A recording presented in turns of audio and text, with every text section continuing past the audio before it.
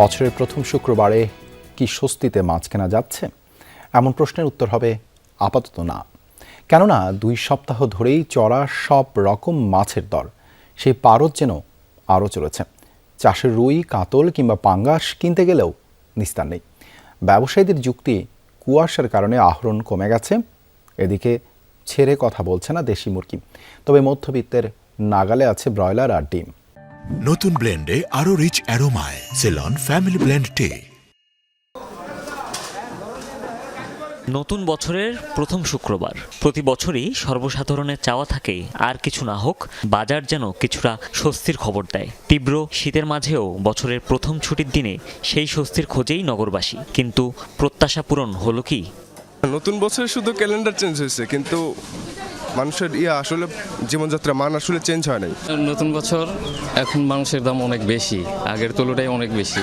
দেশি মুরগির দাম প্রায় ডবল। আপনার যদি ধরেন 300 টাকা সোনালী মুরগি হয়, আপনার দেশি মুরগি 700 টাকা।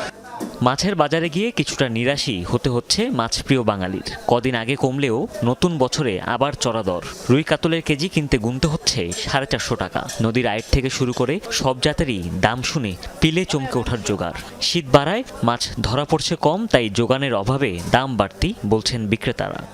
রুই মাছ 6 কেজি ওজনের 500 টাকা কেজি, আর মাছ 2 কেজি ওজনের 700 টাকা কেজি, 650। এই আধা কেজি সাইজের মাছ মনে করেন 1400-1500 টাকা কেজি, আবার 300 গ্রামের মাছ 1200 টাকা।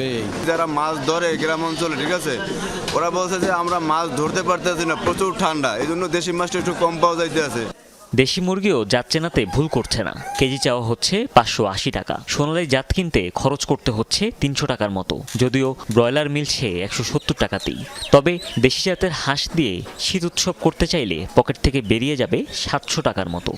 ব্রয়লার চলতেছে 165 থেকে 70 টাকা, আগের দামে আছে। ডেলি যে এক এক দিন এক এক রেট থাকে।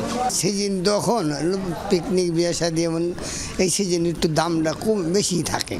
ডিমের বাজারে অবশ্য বেশ স্বস্তি মিলছে। লাল ডিমের ডজন বিকোচ্ছে 105 থেকে 110 টাকায়। দেশি মুরগি, হাঁসের ডিমের ডজন 200 টাকা। 4 বছরের ভিত্তে এই বছরে একটু কম পাইছি, এত কম আর হয় নাই 4 বছরের মধ্যে। শীতের মৌসুম, শীতের সবজি অনেক বাড়াতে ডিমের দামের কমে গেছে। মধ্যবিত্ত আর সীমিত আয়ের মানুষের বরাবরই প্রত্যাশা থাকে দাম কিছুটা তাদের নাগালে থাকবে। সামনে রমজান, তাই এখন থেকেই বাজার তদারকি জোরদারের তাগিদ সকলের। হুমায়ুন রশিদ, যমুনা নিউজ, ঢাকা।